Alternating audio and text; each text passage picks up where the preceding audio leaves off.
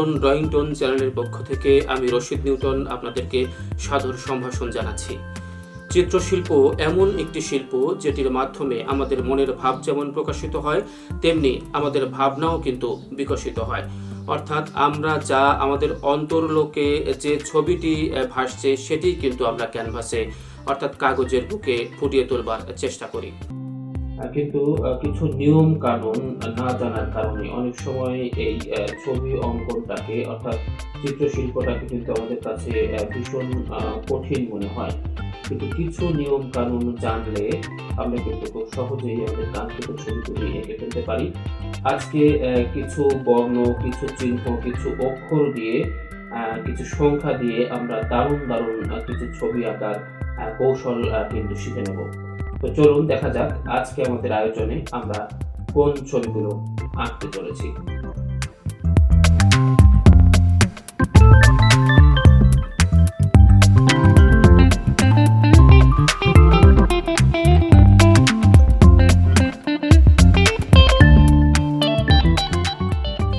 ছবি আঁকার কিন্তু কিছু নিয়ম কানুন রয়েছে। অর্থাৎ যারা জাত শিল্পী তারা কিন্তু আসলে তাদের ভেতরের প্রতিবিম্বটাকে কাগজে ফুটিয়ে তোলার চেষ্টা করে, তাতেই একটি সুন্দর ছবি হয়ে যায়। তবে কিছু নিয়ম কানুন কিন্তু রয়েছে, আর্টেরও কিন্তু কিছু গ্রামার রয়েছে। আমরা যেমন ছোটবেলায় অ আ ক খ শিখে কিন্তু আমরা পড়তে শিখেছি, লিখতে শিখেছি, আর্টেরও তেমন কিছু নিয়ম কানুন রয়েছে।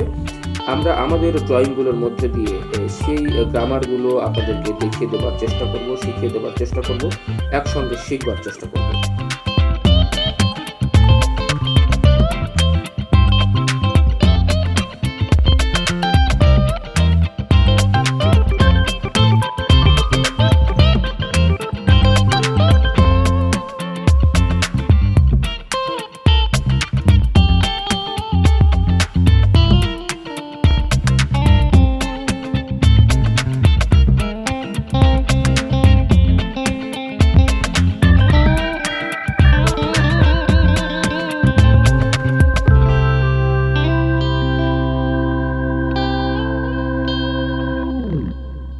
ডিয়ার ভিউয়ার্স, ড্রয়িং এমন একটি শিল্প, অর্থাৎ চিত্রাঙ্কন এমন একটি শিল্প যার মাধ্যমে আমাদের প্রতিভা যেমন বিকশিত হয়, প্রকাশিত হয়, তেমনি আমাদের ভেতরের যে একটি আকুতি, অর্থাৎ মুখের ভাষা ব্যবহার না করেও পেন্সিল, পেন বা রং তুলিতে যে মনের ভাব ব্যক্ত করা যায়, এটি কিন্তু ড্রয়িংয়ের একটি অন্যতম বৈশিষ্ট্য।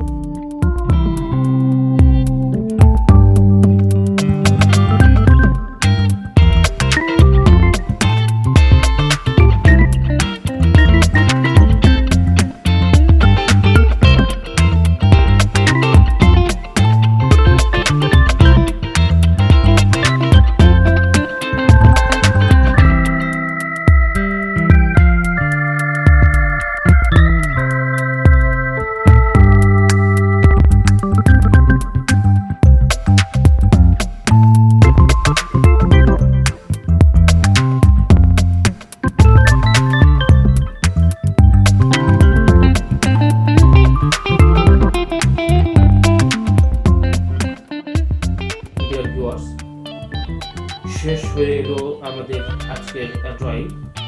আপনারা দেখতে পেয়েছেন যে ছবিগুলি আমরা এতক্ষণ ধরে আঁকার চেষ্টা করছিলাম, সেগুলি কিন্তু নির্দিষ্ট শেপের মধ্য দিয়ে কিন্তু আমরা আঁকার চেষ্টা করেছি, এবং নিশ্চয়ই আপনারা বুঝতে পারছেন যে স্টেপ বাই স্টেপ একটি নিয়মতান্ত্রিক ধারাবাহিকতার মধ্য দিয়ে আমরা কিন্তু এই ছবিগুলো, এই ড্রয়িংগুলো কিন্তু, এই চিত্রগুলো কিন্তু আঁকবার বা শেষ করবার কিন্তু চেষ্টা করলাম।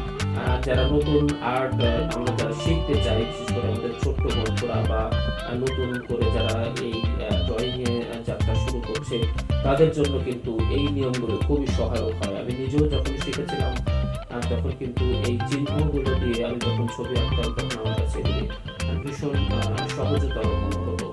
তো সেই বিষয়গুলো মাথায় রেখেই আমি ছবিগুলো নিয়ে গবেষণা করবার চেষ্টা করেছি এবং কিছু নিয়ম রপ্ত করেছি, এবং সেগুলোই আপনাদের দেখানোর চেষ্টা করছি, যেগুলো আপনারা ফলো করলে এবং নিয়মিত চর্চা করলে আপনারা